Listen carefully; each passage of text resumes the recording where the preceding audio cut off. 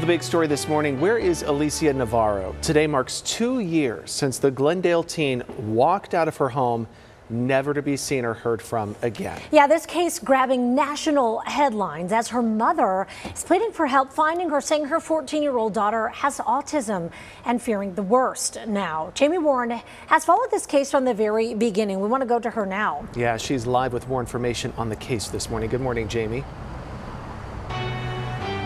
Good morning, Justin and Allison. I remember being there with Alicia's mom 2 years ago when she was hanging up those posters trying to find her missing daughter. 2 years later, we are learning that there are some new leads in this case. In the community, they have not stopped searching. You could still see posters of her hanging up across downtown Glendale and across the valley. Alicia's mom has since gotten her own private investigator working to find her. She also has Kathleen WINN with Project 25 assisting. Project 25 is a local nonprofit whose mission is to help find missing children who are believed to be victims of sex trafficking.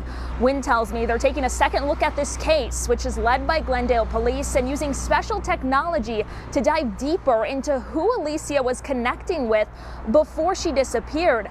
She says there is a high probability that Alicia is a victim of sexual exploitation, and she has this message for parents. Particular case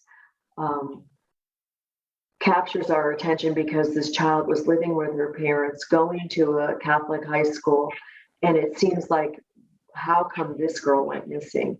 So it can happen to anyone, and I think we need to just stay vigilant as to where our children are and who's trying to get access to our kids. Now, Alicia's mom, Jessica, says that her daughter left a note saying that she ran away, but that she would be back. She believes Alicia was lured by someone she met online.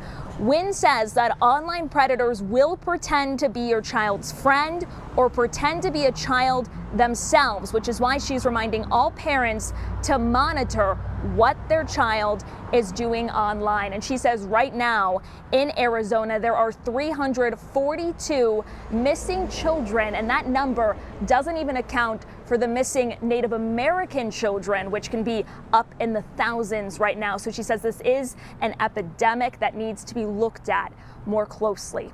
Reporting live in Glendale, Jamie Warren, ABC 15, Arizona.